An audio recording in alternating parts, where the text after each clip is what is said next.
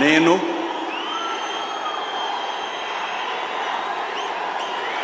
నారా చంద్రబాబు నాయుడు అనే నేను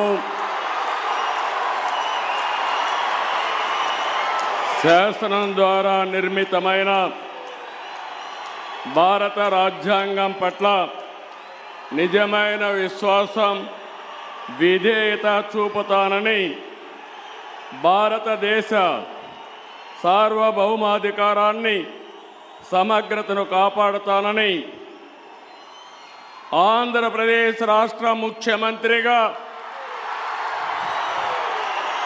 నా కర్తవ్యాలను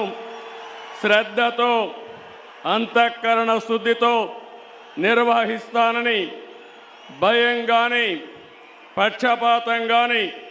రాగద్వేషాలు కానీ లేకుండా రాజ్యాంగాన్ని, శాసనాలను అనుసరించి ప్రజలందరికీ న్యాయం చేకూరుస్తానని